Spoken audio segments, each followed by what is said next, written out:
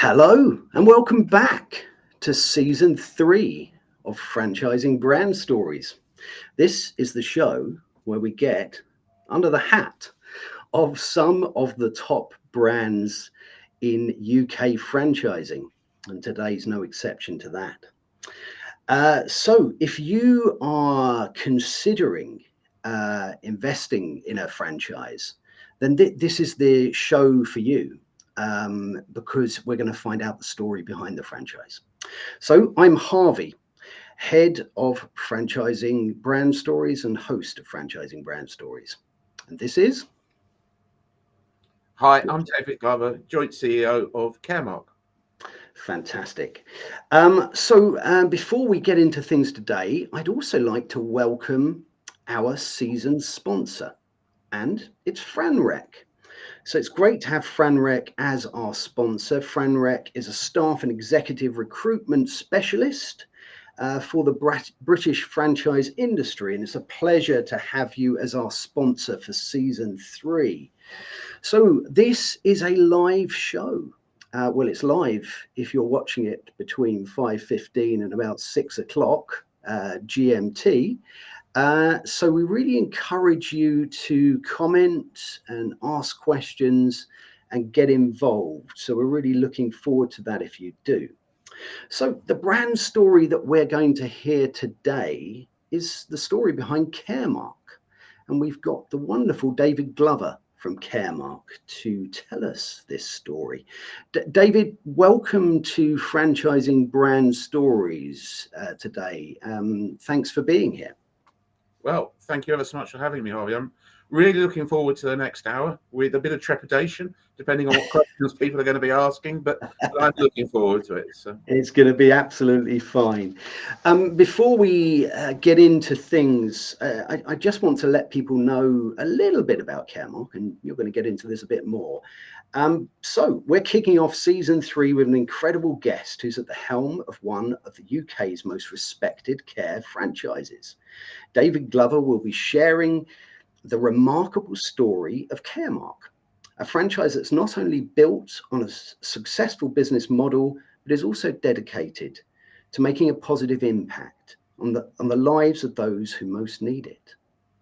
Learn how Caremark grew from a single idea into a nationwide network of franchisees providing high quality care services. Whether you're passionate about the care industry, looking for a franchise opportunity with purpose, or simply want to hear from a leader who's transforming communities, this is the episode for you. Be inspired by David Glover's story and discover what makes Caremark a franchise like no other. David, again, welcome to Franchising Brand Stories. It's a story I'm really excited to hear. My wife has been involved in the care industry for many years, so it's passionate for me and our family. I'd like to begin with quite a simple question. What is Caremark?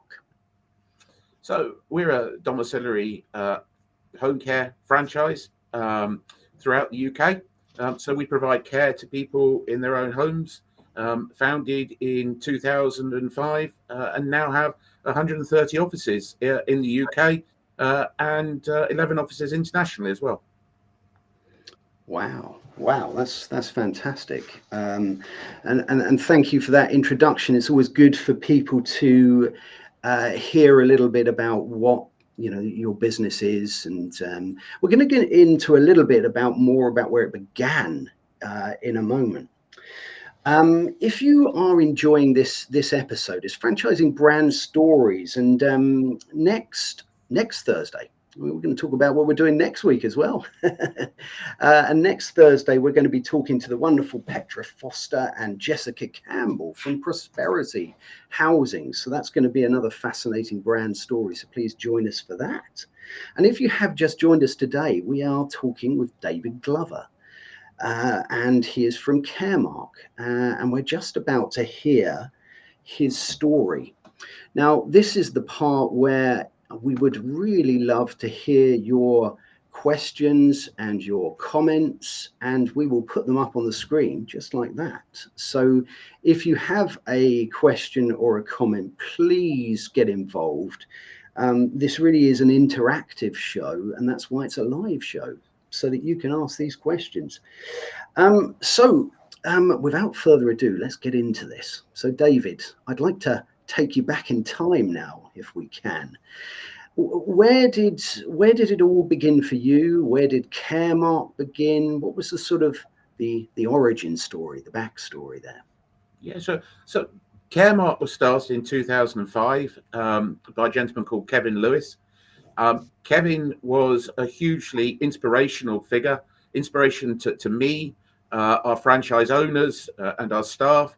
And he created Caremark. He was the person that really set the foundations for what you see today. And I joined Caremark 10 years ago. I joined as a franchise recruitment director, so responsible for promoting and developing the network. Progressed through the ranks and became managing director. And unfortunately, Kevin passed away very suddenly in September 21. And the business was left to his 4 children. And the 4 children asked myself and Lisa Fife, who at the time was our finance director, to step up to become joint CEOs, which we gladly did. And it was a question really of protecting Kevin's legacy and developing and growing the business. And that was 3 years ago. And we're here today with a hugely successful business, one that I'm very, very proud to be CEO of, and one that I enjoy coming into work every day and leading the team and seeing the business grow and flourish as it is. That's fantastic, and quite a touching story, and very sad actually that the original founder did pass away. You know, that is very sad. But you know, when these things happen, you have to do your best to continue on with things, and like you say, protecting a legacy and making sure that you know the people that you care for. You know, with a business that is in the care sector, you know, you're caring for your franchisees. Your franchisees are caring for some of our most wonderful but vulnerable people in our society. So really important to continue that legacy and grow things as you have. And I mean, one of the questions I was going to ask you. I mean, you know, this is franchising brand stories. You're a wonderful care business. What do you think was appealing about franchising for Kevin when, I mean, were you using franchising? Was that a relatively new thing, or was Kevin also using that to expand the business? What made you choose franchising as your growth model? Well, interestingly, Kevin actually started a company called CareWatch originally, and grew that through franchising, and sold that in 2001. And CareWatch at that time was probably the largest domiciliary care provider in the UK. Um, and when his restrictive covenants expired, he went and set up Caremark. And obviously, having had success franchising, it was the model he wanted to follow. And I think, you know, in terms of a domiciliary care business, because it's so reliant on people buy care from people they trust. And it's really important to have that local community-based business. And franchising lends itself very well in terms of home care to me. And it's an excellent model. It means that our franchisees are local, they're involved in their community. People in their community can trust people, that they've got a face to the business in their community. So for us, franchising is a fantastic model and absolutely the right way to grow and develop the Caremark brand in the UK. Fantastic. I really like what you said there about people buy care from people they trust. And I think that that's absolutely the case. You know, if you're thinking about trying to set up some care for someone that you love and someone that you care for, it's a very difficult decision, and it's something that you really do need to trust that individual. That must make it a really difficult or interesting decision when you're trying to choose your franchisees.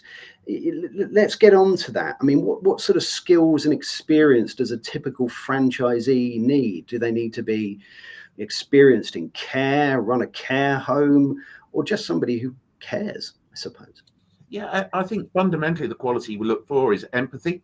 So a desire to provide high quality care.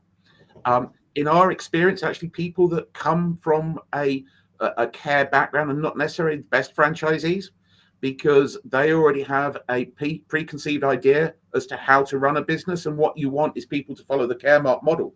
So you want people that are sponges, people that have had no experience. Now, that's not to say that people that have had a care experience don't make good franchisees. It's just we find people from a non-care background actually make the best franchisees, typically. So it's empathy. It's a desire to go and deliver outstanding care. It's people that want to have an emotionally rewarding business. If I'm honest, when I meet prospective franchisees, if they come in and the only questions they ask are regarding how much money can I make, how quickly can I make it, and they're not asking questions about care, then they're not the franchisees for us, because I don't believe that people that are solely focused on profit are the right people to be running a home care business where you're dealing with vulnerable people. But don't get me wrong, obviously profit is really important. Having a financially sustainable business and making good profits is really important and intrinsic to the success of a business. But to me, it has to go hand in hand with having that desire and passion to deliver really high quality care to your local community. That's great. I mean, I picked up on something you said there that I found really interesting. If you're a franchisee and you're trying to decide what sort of business to get involved in, and that was the word empathy, and to have empathy, is clearly very key to your business. It's also very interesting to know that you don't have to have necessarily that experience in having worked in a care home or in that industry. It's good to know and use the word sponge there, isn't it? It's good to be able to absorb that information and use the model that you've put in place to help people run their businesses. But yeah, empathy, that's a great word, because you go into someone's house to try and help them. You've really got to try and judge how you deliver that care, haven't you? And as a franchisee, you're trying to help those carers deliver the best possible care for the people who need it. And that word empathy perhaps travels right the way down the line, do you think? Yeah, I do. And I think that one of the things that we require our staff at the Franchise Support Centre, which is our head office, is we have our own company-owned office that delivers care, and we require all our staff to go and shadow care workers in their doing their day jobs. And I've done it, and I can tell you it's one of the most humbling experiences that I've had, to go out there and just watch our care workers. And when you have an incredible care worker, the impact they have on customers' qualities of life is immeasurable. And it is, as I said, it's humbling to see it. So it's empathy that your care workers have, and that comes almost from your franchise owner. Your franchise owner has to set the values in the business to recruit the right care people to go out and deliver that outstanding care. Because, as I said, an incredible, fantastic care worker can make a huge difference to the quality of some vulnerable clients' lives. Yeah, absolutely. And a really important message, I think, to deliver. It's a nice, simple message as well to deliver. If you can have that empathy, and you can put that through different elements of the business. It comes from you as a franchisor. It then goes to a franchisee. It then goes to the fantastic people that do that work within the care industry, and then it arrives at the people who need it the most. You're in a fantastic position to change the life of a franchisee and to change the life of the people doing that work and looking after those people, because it's an incredibly rewarding thing to do, isn't it? Yeah, Harley, you're absolutely right. I mean, it has to come from the top. It has to come from us as the franchisor. It has to flow down to having the right franchise owners in place, having the right care manager underneath them, and then the right carers. And if you get all that right, hopefully you can go out there and deliver that fantastic care, because ultimately that's what it's all about. We want to be providing that best quality care that we possibly can to all our customers. And Caremark's quite unique, actually, in the home care franchise sector, because we provide care to everybody. So both local authorities and private customers. We're not focused solely on the private market. And we do that because that's part of our core values as a business, that we believe everybody should have access to really high quality care, no matter your social standing in life. And that's really important to us as a business. So 73% of the market is local authority work. So also from a commercial perspective, why would you not want to tap into 73% of the market? So as a business, we do both private customers and local authority customers, and we want to provide, and it's very important to us, that private paying customers and local authority customers receive exactly the same quality of care as each one.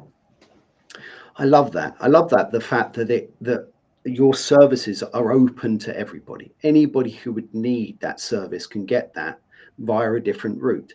And like you say, that's wonderful for the people who need the care. But it's also makes absolute logical sense for you as a business and for your franchisees, because like you said, it represents over 70% of a particular market. So why wouldn't you? We've got a comment that's come in here from Simon. Simon's put, what does a typical day in the life of a Caremark franchisee look like?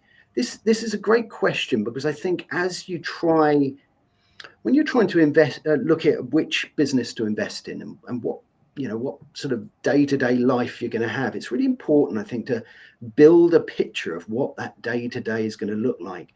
Can you give the people watching an idea of what that day looks like? Yeah, of course I can. So typically in a Caremark franchise, the day-to-day delivery of the care rests with the care manager. So the quality of care, organising the care, overseeing it, making sure that it is that high quality rests with the care manager. So typically the franchise owner is more involved with business development, going out there and networking, going out and promoting their business.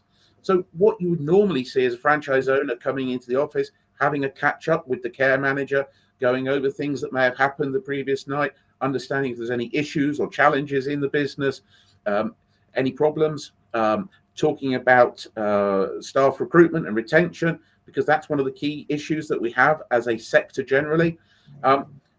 Talking to the staff in the office, and then really starting to get involved in business development. So going to business networking events, talking to stakeholders, getting involved in local community events, and really being the face of the business and getting out there. And it could also be that you may be running carer induction training, and it's always great for the franchise owner to get involved in that, to introduce themselves to their carers, so that the carers can start seeing the face to the business, can understand the franchise owner's values, and that franchise owner can become a really good leader of those people going forwards. So it's a very varied role. I think that no 2 days are the same.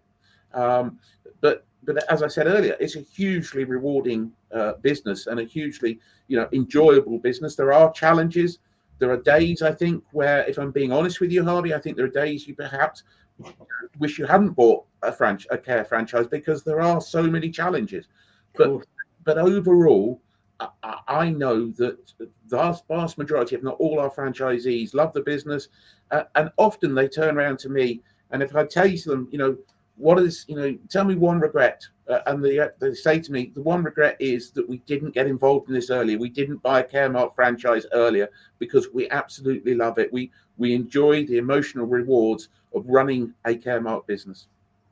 I love that. I love that. I mean, you've said a huge amount here. It's a pretty inspiring question, actually, and there's there's a lot to get into. We've had a few comments, and we're going to get to those in a minute. But I just wanted to pick up on a few points that you said that I really liked. I really like the fact that you said that the franchisee becomes the face of the business.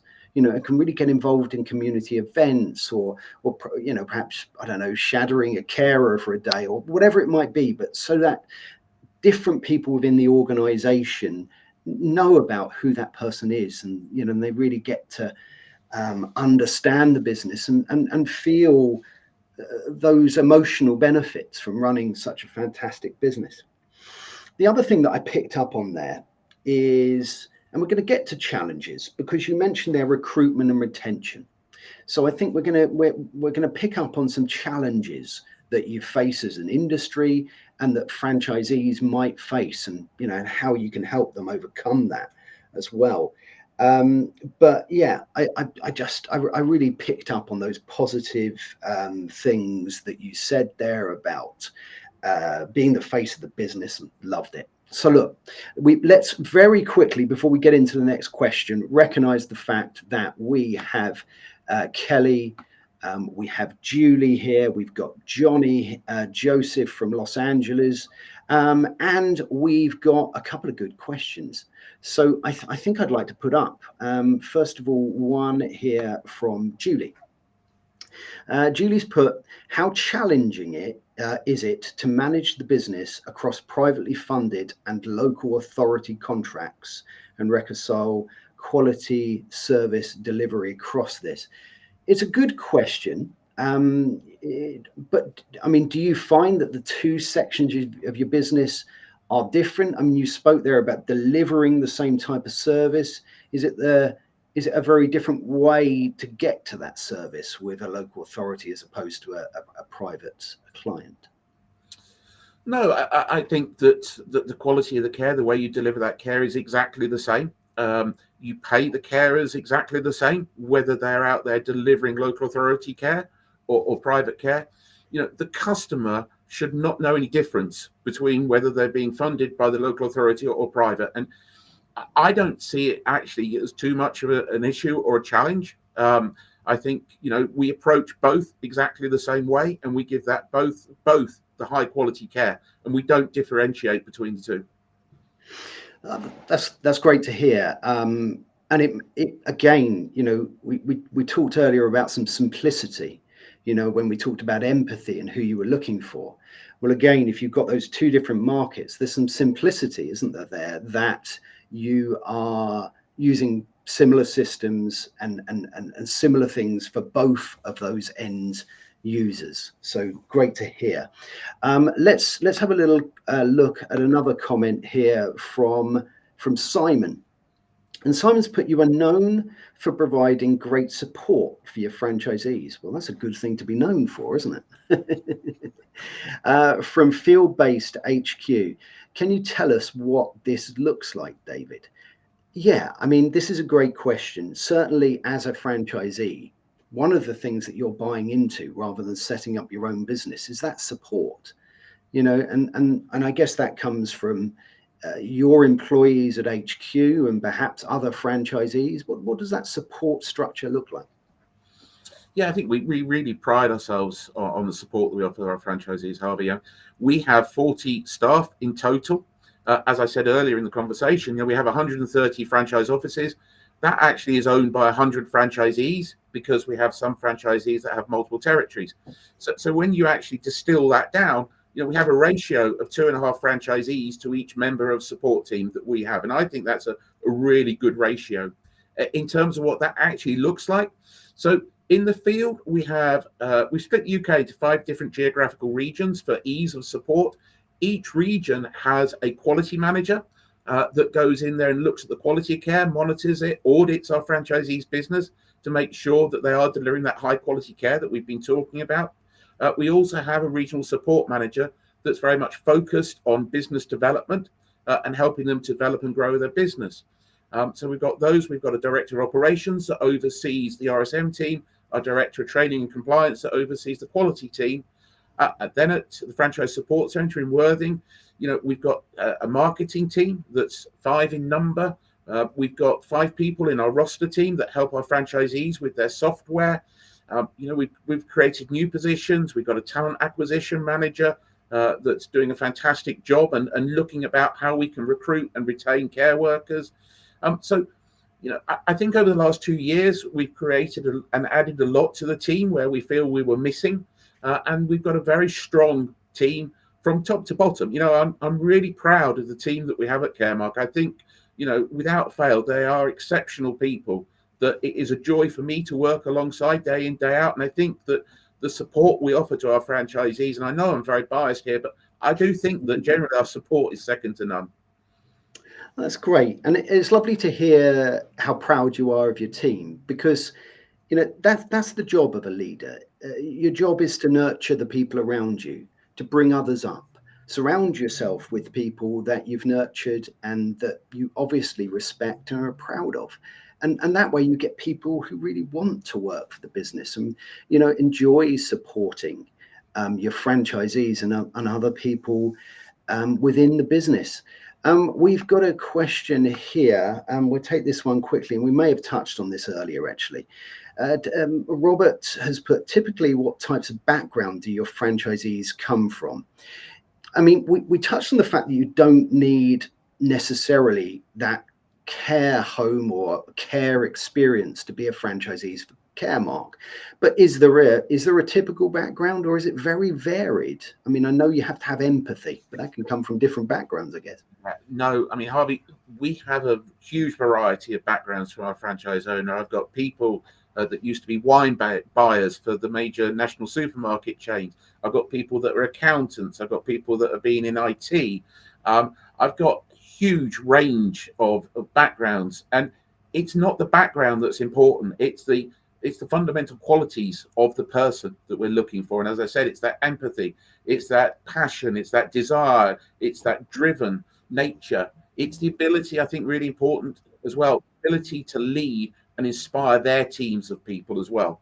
So those are the qualities that we look for. So background is not important. It's those intrinsic qualities that make up people that we're looking for. No, that's fantastic. Great question, Robert. And I like that. I like, you've said there about passion, having a driving nature. You've got to get over some of these challenges that we're going to talk about in a little bit, and to lead and inspire. And you're clearly leading from the front on that. Talking about how proud you are of your franchisees, of your team, of everybody within your business. You're bringing them all up, and that will filter right the way down. And therefore, if you get a franchisee, I talk about it a lot, about how and we're going to come on to talk about staff retention in a minute as well, because it was something we touched on. But absolutely, in staff retention, it's very much about having empathy, understanding the individuals, understanding their challenges, how you can help, how you can make a role perhaps more flexible, or there are different ways. Let's go straight to that. But before we do, if you have just joined us today, this is Franchising Brand Stories, and today we are hearing the story behind Caremark with the wonderful David Glover.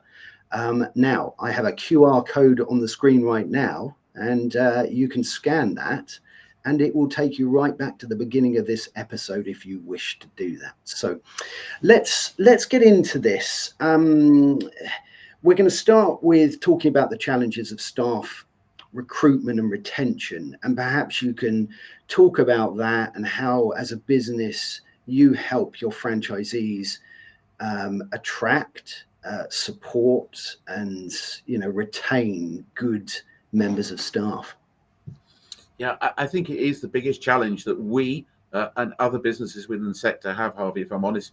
Our carers, unfortunately, because of the rates that are being paid, our carers are often on minimum wage or just above minimum wage.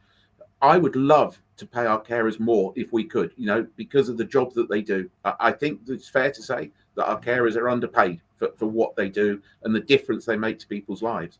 So it's an industry, the average turnover rate within the industry is approaching 35%. That is one of the highest turnover rates you'll get in any industry or any sector. So it's really important to attract the right person in the first place, and then to make sure that you retain them. And over the last year at Caremark, we've seen a 37% reduction in our turnover rates across our network. And I think that's a lot to do with some of the things that we've been doing. One of the real game changers that we've done as a franchisor is introduce a employee engagement app called Connect Team. So this is an app that all our franchisees are required to use. It's mandatory for them, and it's an app that goes on all our carers' phones, and it enables us to engage with the care staff. It enables our office to engage with them, and also enables their fellow work colleagues to also engage with them. And having that engagement on an app has worked wonders for us, and a lot of our franchisees are over the moon that we've introduced that across our network. Yeah, that's really good, because engagement is a word that's really important, and engagement is also about communication, and communication both ways. People want to be heard, they want to be listened to, and truly listened to as well. And by having something like that app where you've got a platform that you can conveniently use to deliver that level of engagement is really powerful. So I think that's fantastic. Let's have a look at another question here from Simon. Simon's put, what does the franchisee prospect journey look like? What can they expect? This is a good question, because if you're watching this for the first time and you're interested in a care franchise and you're interested in Caremark, you're going to think, well, I wonder what's going to happen from the point that I make this phone call or send this email to the point where I'm ready running my lovely care franchise. What does that journey look like for somebody? Yeah, so the initial contact would be with Matthew Glover, our franchise recruitment manager. That can be by And your son as well. Yeah, and he's doing a really good job. Although I'm biased, I appreciate that. But it's nice to work with him most of the time. But the first contact will be with Matthew. That can either be via telephone or email, whatever works best for the individual. Matthew will follow up. We will send you our initial brochure.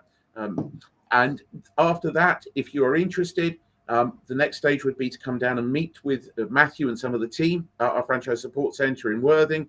And that's really a meeting to see, to learn about the business, for also us to learn a bit about you as an individual. It's really important that we get the right people. We turn down probably as many people as we actually meet that want to proceed, because we need to get the right franchisee.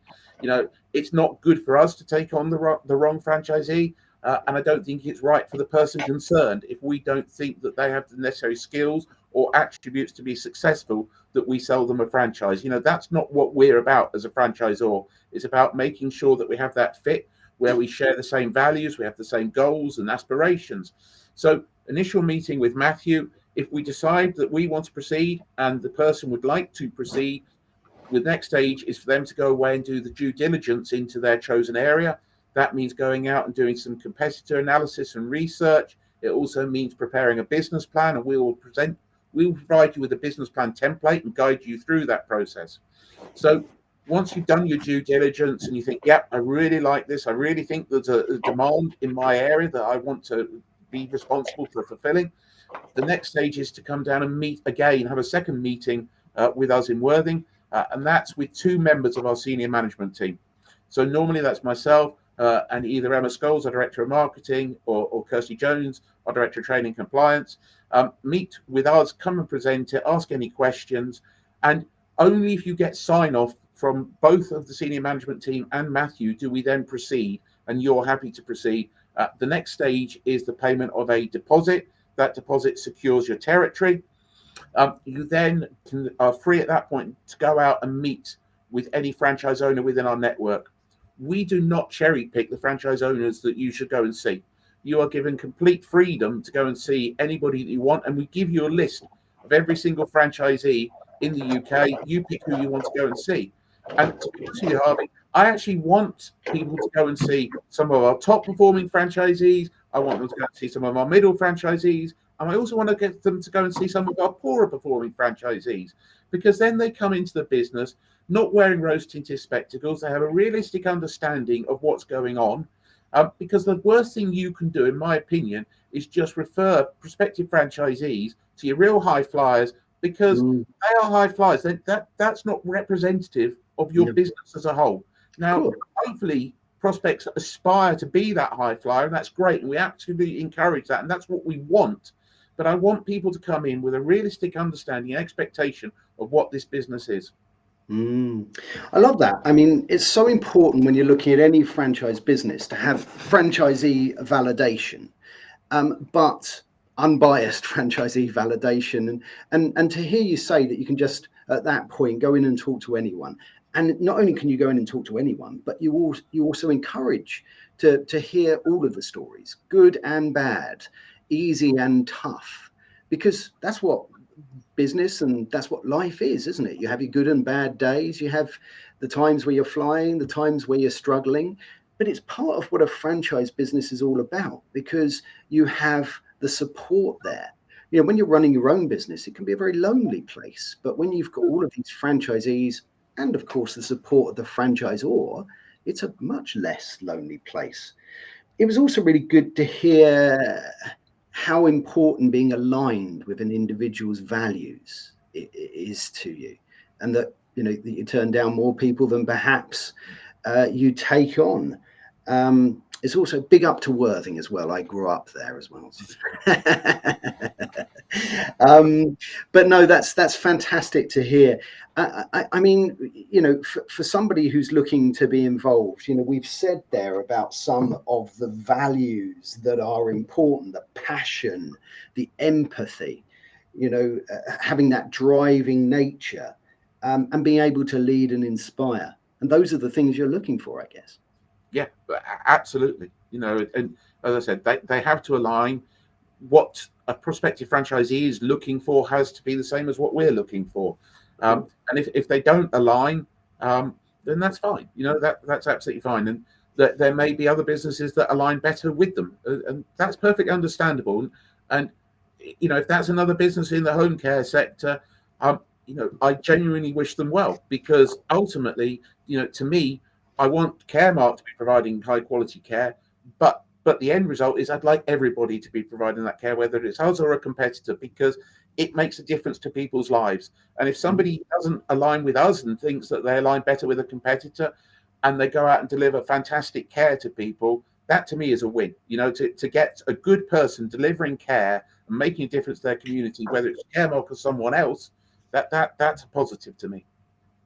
That's amazing to hear. And I think our industry is a bit like this. We do support one another, provided, like you say, somebody is doing that work well and is providing that quality care and helping the individuals who need it. And it's lovely to hear that. Really lovely to hear that. Where time is flying by. It always flies by when we hear these fantastic stories. But a question that I want to ask you, you've been involved in the business for a long time. You've got, in excess of 100 franchisees there. You must have seen some really life-changing stories, both for franchisees, but also perhaps people working within the care sector, and of course the people you deliver that care to. I'm sure there are hundreds of them, but are there any over the time that stick out in your mind? Yeah, one of the things that upsets me most, Harvey, about the industry is the perception of care workers that care is a dead end job. You go and do a career in care because you can't do anything else, and that's so wrong. And in answer to your question, one of the most pleasing things to me is seeing some of our franchisees that started off life as a carer, that moved up the ranks, became a care manager, and then moved up and bought a care franchise with us. So seeing that journey, seeing that career progression for people just shows me, and I know it, that care is not a dead-end job. It's hugely rewarding, but there are opportunities as well for anybody going into care. And I think that's really important to get that message out there to people, that care is rewarding and positive, and there are opportunities to progress. And that's what is really important to me. I think you're right. I mean, I think, as I said to you at the beginning, my wife was involved in care, and I think it goes without saying that the rewards in doing the job are huge. The difficult days are huge as well. But as a carer, when you genuinely look after someone and change their lives for the better, and they really rely on you, for that care and perhaps for some of that social time as well, and it's a two-way streak. But what I think you've said there, which is so important, is when people are looking at care as a career, it's really interesting to look at that route, to look at that route of perhaps being a carer and then being a care manager, but then going beyond that, not starting your own care home, but starting your own care franchise. It's something, you don't have to buy a huge care home and all the bricks and mortar and the costs that goes with that, but it's a way of accelerating a career to a point that's, way beyond that. And also, of course, if you've gone through that and worked within that industry, the word empathy is going to be written all over you, isn't it? Because you certainly would understand what those people have to go through on a daily basis to deliver good care. And I think it's going to help you spot the people that have got that empathy and have got that drive and determination. But I love that. A question that I was going to ask, I mean, with so many franchisees, perhaps a good thing to touch upon now is, are there parts of the country or regions that you're looking for new franchisees to expand into? I mean, we're only living on a little island. You must be running out of space. Yeah, so as I say, we've got 130 offices. I believe the UK, when we've mapped it out, will take around about 250. So there's still plenty of room for us to grow. We are fairly concentrated and well covered in the southeast of England and London, but we'd love to have people in Scotland, in the northwest, the northeast, the southwest, Wales. So there are plenty of areas of opportunities still for us to develop and grow as a business. Well, that's fantastic. I mean, it's great to hear, because obviously if you're somebody who's got a firm interest in this wonderful world of care, and you want to help people and you want to do it via the medium of franchising, and you live in one of those areas, then it's great to hear. But also, I suppose, if you do live in London or the southeast, do you have pockets still available within those areas as well? Yeah, we do, absolutely. And I think the other thing to point out is that because we're nearly 20 years old, we've got franchisees now that bought the business in their 40s that are now approaching retirement, and they're looking to sell. So there are a number of resale opportunities that we also have, which is a very attractive proposition to somebody if there isn't a virgin territory available to look at a resale opportunity. That's very interesting. I mean, that's almost like you said that on purpose, because I have to mention our other show, which is almost straight after this one today. It's normally on a Tuesday. It's the Franchise Show. And we talk about all sorts of different topics in franchising. It's going to be 6:15 GMT or 12:15 EST today. And the topic is franchise resales. So I look forward to getting into that in about 20 minutes time with everybody. If you are on the call today and you would like to join that, go to my profile, check out my events, and you can join that one as well. Looking forward to hearing that. But yes, you're absolutely right. Those resales are really interesting, because of course, not only then do you get all of the benefits that you get a little bit of history, a little bit of, maybe, I don't know how you could put that, maybe extra security, however that comes across for you. I mean, what's the sort of typical lifespan of a franchisee with you? After 20 years, is it sort of 5 or 10 years, or is it very varied? It's varied. Our franchisee that bought the first ever Caremark franchise, gentleman called Carl Ward, in Kingston upon Thames, he's still with us today, and really pleased that he is. So it really depends on the franchisee. It depends what age they bought the business. But people do unfortunately get to a stage where they're looking to retire, and looking to sell. But there isn't any hard and fast rules on that, Holly. No, absolutely. No, I mean, that's good to hear. It's good that people have got that flexibility.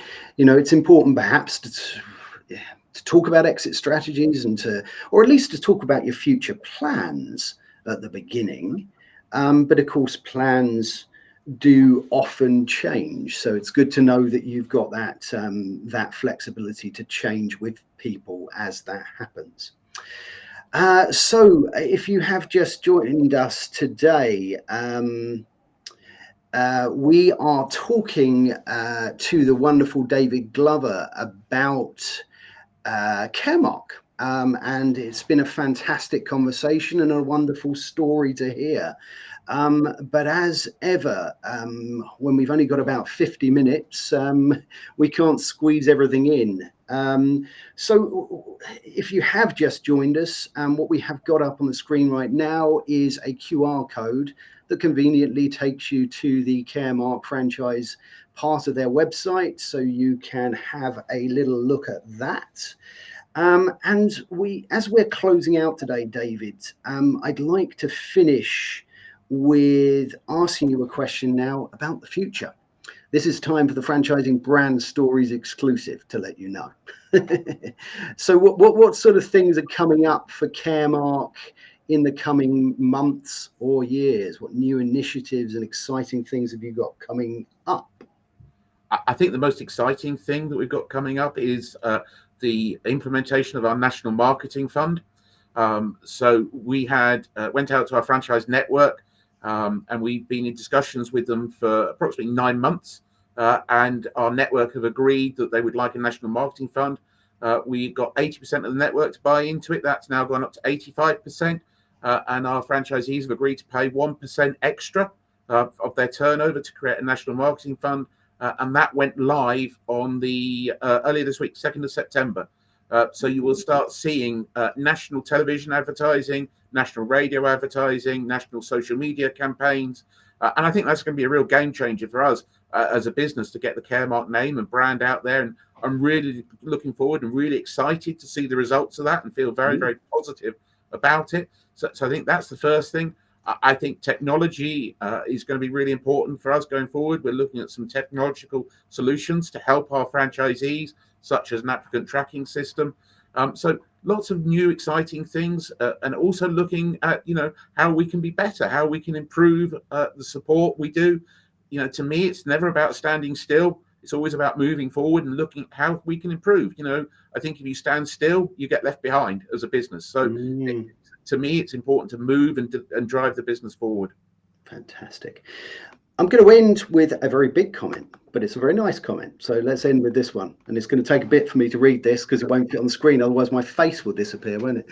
I am a member of the Caremark franchisee support team. As a regional support manager, I have been in franchising for many years, but not in the care sector until joining Caremark. What makes me love what I do is the relationship we have with our franchisees.